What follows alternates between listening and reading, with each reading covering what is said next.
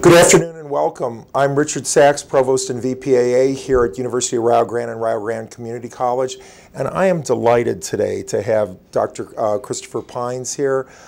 Chris is a professor of philosophy, and he's also president of our faculty assembly.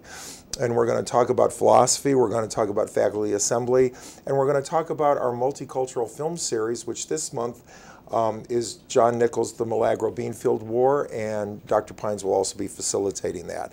But Dr. Pines, tell us how a good kid from Buffalo ends up in southeastern Ohio.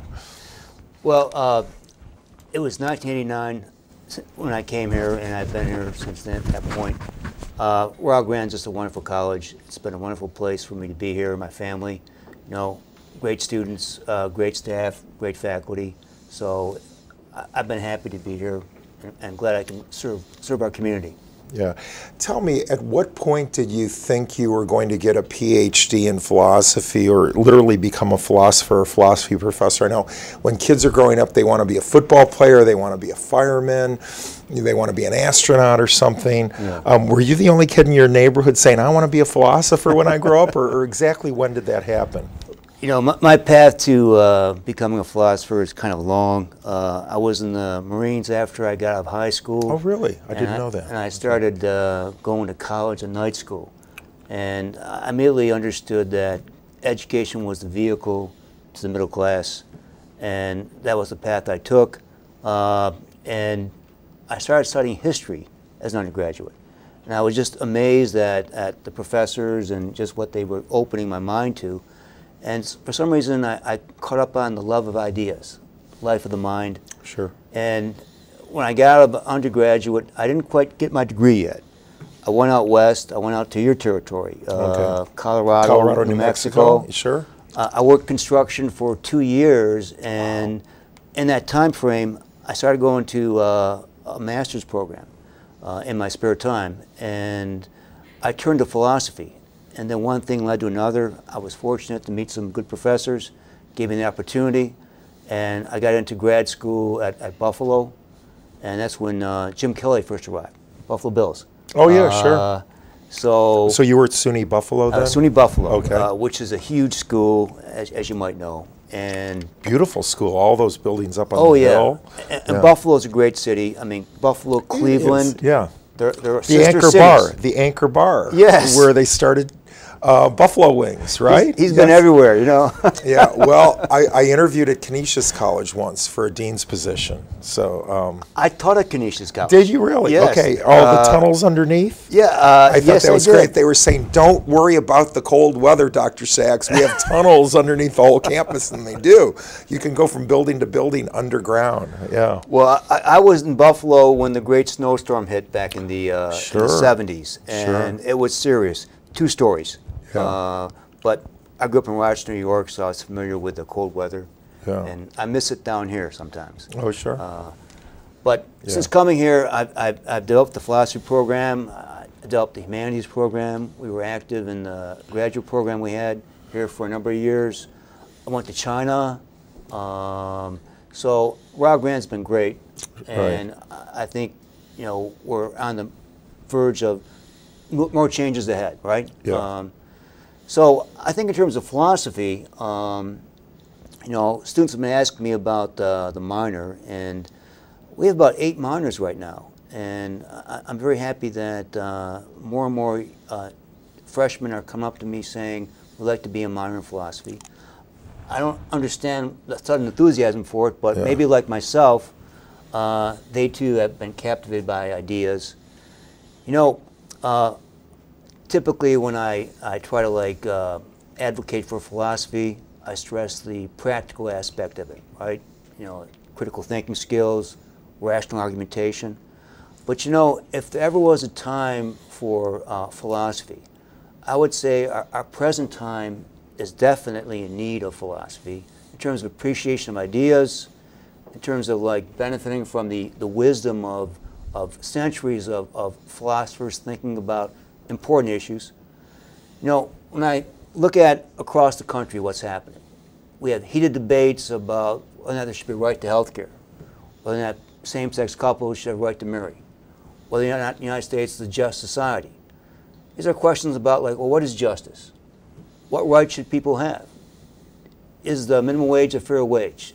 These are questions that philosophers have been addressing for a long time and can help us out with. You know, the internet. The internet gives us everyone access to immediate world of information and also a lot of disinformation. So we need people to talk about truth versus falsehood. You know, what is knowledge? Yeah. And again, these are questions that philosophers have been talking about for a long time. You know, I can go on about, you know, the various things that philosophy can offer. One thing I would share with you, and what's been my observation of many young people in college, I think our students are representative of students anywhere in the United States. And the one thing that I see a lot of our students struggling with is, you know, well, what is a fundamental value? When I ask them to define things like, well, what is the common good? What obligations do we owe one another? These are, of course, ethical questions. And I often get silence when I ask these questions. And it's surprising. I mean, I think people know very well what their private interests are, but the bigger things that they seem to miss out on. Again, I think these are issues, questions that philosophers have addressed and that we as society can benefit from. Sure. And that's why we have this minor. Yeah. Well, you know, as you were talking, I was thinking back to my own undergraduate experience and the concept of the just man and all the Socratic dialogues. Is it the Euthyphro? Yes. Where they really talk about the just man and what the just man... That's Republic, the Republic. Oh, in the Republic, okay. Yeah, Republic.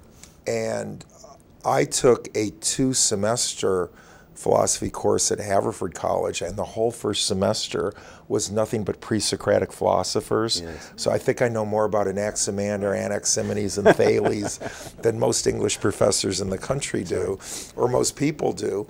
Yeah. And then in the second term, we essentially did 300 BC to the present. But it was interesting. I mean, it wasn't even, you know, Socrates and Plato or anything. It was the pre-Socratic philosophers that Paul Desjardins at Haverford thought were so important. And I learned later he was a world expert in the field, so maybe that's why he focused that 2-semester class in that way. It's interesting because in the state of Ohio, we have OhioMeansJobs.com, which is a very vibrant website that will show you jobs by 88 counties, by the 88 counties of Ohio, and what jobs are available now, what jobs have been available in the last year, what jobs have been available in the last 5 years. And one thing that I had somebody point out to me is in Gallia County, where the college is located, where the main campus is located, last year they hired 0 philosophers in Gallia County, and for the last 5 years they've hired 0 philosophers in Gallia County. And then people at the Board of Regents, what we're now supposed to call the Ohio Department of Higher Ed, is saying within a year or two, this is what they told the Provost last month, you will any new program coming to Columbus for approval will probably have to have an appendix from Ohio Means Jobs, because Governor Kasich is running for president, and he's trying to emphasize that everything in college directly relates to the marketplace, and it makes our people more educated and therefore more employable. I know 2 people with liberal arts PhDs, we kind of step back from that and say, you know, there's value to this well beyond what you might be able to take to the bank or to the grocery store. Yes. That there's value in thinking these ways and feeling these ways. I think we're also getting to a point in higher ed where what it means to be educated is different. Yes. My mother graduated from University of Michigan in 1948. She was in a 4th-year German class in 1948. And she was asked a question in a language she understood as French. And she said, because it's 4th-year German, she's, you know, Herr Doctor, Professor, responding in German, saying, I don't understand the French language. And in spring of 1948 in Ann Arbor, Michigan, she was told, Miss Berman, her maiden name, Miss Berman, consider yourself uneducated until you are fluent in French. In 1948, Yes. She was told, you are uneducated until you're fluent in French. Now, people in Ohio would just say, oh, that was an arrogant Michigan professor. Yeah. But I think if we take that point seriously, and we think, yeah, to be a truly educated person of the elite class in 1948, knowing French was probably necessary. I don't think anybody would say that in the United States now. They might say it for Spanish. They might say it for computer languages. So again, to bring this back to philosophy, to me, I've made all three of my older kids, who are all college graduates at this point, take a single philosophy course saying, you know, this is how you're going to fulfill your humanities gen ed requirement or whatever else. I want you, as you've said very eloquently, to think well, to think sequentially, to understand that argumentation means having major premises and minor premises that lead to clear deductions rather than just what I would call the drive-by conversations we have, where somebody fires a shot, an idea, and then the other person doesn't respond to it but fires a shot back. And I think most college professors are really disappointed about the lack of not just politeness, but the lack of real engagement with ideas. And so it seems like you're on the front lines of that. And your philosophy classes are, the lower level classes have good enrollments, I think in part because they're a general education requirement. Your humanities classes have good enrollments. So clearly you are having quite an impact, or you have the possibility of having quite an impact with students. Well, hopefully. You know, I'm a little distressed that our politicians, so many of them have devalued the liberal arts, devalued philosophy. I mean, getting a career, getting a vocation is important, of course. But it's also the case that we are citizens of a democracy. And we have a responsibility to be informed, to be enlightened, to be able to ask those questions about, well, what is justice? What do we want from our society? And as you said, well, what is an educated person? What does it mean to be an educated person? I mean, those are questions that a focus simply on training for a job won't provide the answer for, right? And as you say, there's more to life than simply being career-oriented or having a job. That's important, of course. But we're people. We're human beings. You know, it's interesting. I guess last night there was debate. Republican debates. And Raymond Shura sent me an email about Senator Rubio. He had come out against philosophy, I guess, during the debate. Really? It was interesting. And he says there's clearly a need for more welders than there are philosophers. And you're right. Gallia County, 0 philosophers. I get that. I mean, he'd been fact challenged because he said that welders make more money than philosophers. And while even though there are very few philosophers, we're doing pretty good, I think, in terms of comparison speaking, when we do get there. Philosophy major is a major pre-law major, and there are a lot of very wealthy lawyers in this country with an undergraduate philosophy major. It is. So that's an interesting point. Now, in addition to being a full professor of philosophy here, you're also president of faculty assembly. And I think just like my position being a provost, everybody outside of academia goes, what's a provost? What exactly is a faculty assembly, and what is your role in being president of it? The faculty assembly is the main deliberative body for the faculty on academic policy. We're responsible for maintaining academic integrity, academic excellence. Our task is to look at curriculum, look at programs, courses, make approvals about that. We're also a voice for the faculty in matters of shared governance, academic freedom vis-a-vis the administration, the board of trustees. We also are a forum for faculty to raise issues of academic concern. And my role is to facilitate that process, to help set the agenda each month. This year, I've taken on my own to interest trying to foster greater communication between faculty and administration and staff. I've invited staff administrators to come to our forum, our monthly forums. I mean, you've been there, for example. You talked about the movie agenda and other things. Jamie Bissett, our new marketing director, was there the very first meeting to talk about his new plans, his new vision for marketing. Kingsley Meyer, campus computer networking, Randy Simpson, Blackboard Internet. A lot of faculty do that, Sure. myself included. And there's more people to come. Steve Cox was there talking about student space and gave us a really great profile of our students, a very detailed profile. And, you know, it's going to be a loss that Steve's will be leaving soon. And then I think in the future, Rebecca Long, you know, Ken Haley, Community College. Sure. So there's plans to foster greater communication between us and them, in addition to my normal duties to set the monthly agenda and keep things going. Good, good. Well, in our studio and internet office, our internet audience may not realize it, but again, faculty self-governance is one of the hallmarks of public higher education in North America, yes. Nonprofit higher education in North America.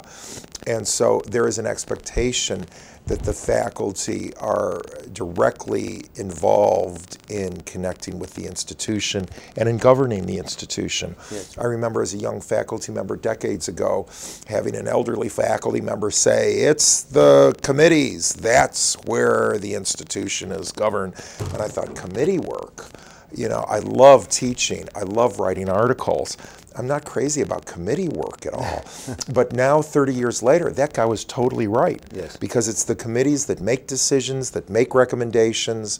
You know, your curriculum committee, we should approve this new course, or we should add this program or close this program. Yes. And I think when I interact with a lot of my friends, and I'm still very close friends with 2 or 3 friends from high school, but one is a businessman and one runs a dental lab, and they are both the boss. And they were like, well, you're the provost, you're the boss. I go, I am not the boss.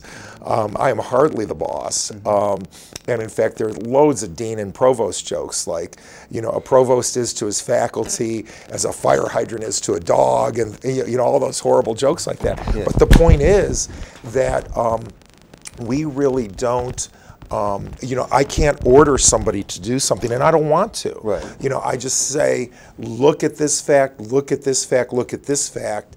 Where does this lead us? Does this lead us toward offering courses, more courses at the MEGS campus or something like that? And then I get feedback. And to me, I enjoy that level of collaborative decision making. Yes. And I would argue that's one of the reasons why American higher education has a better import-export ratio than any other industry in the country. There are 5 to 6 foreign students who come to the United States for every 1 student that goes abroad. Yes. If that was true in terms of cars, you know, the American auto industry would be double the size of what it is. So I think what we do is very important. And I would say, too, that it's probably an institution that is one of the most democratic institutions we have in terms of direct participation and decision-making. And it's a collegial process. Sure. I mean, we're unique. I mean, while it's true that, you know, you're my manager, my supervisor, it's also the same that as professionals, we're colleagues. Absolutely. And we have a shared interest in college education. Right. And that's our job here. And I think that committee work, while it's often tedious and time-consuming, it's given me immense amount of experience and insight into, you know, our institution and getting the job done. Great, So. great. No, that's wonderful.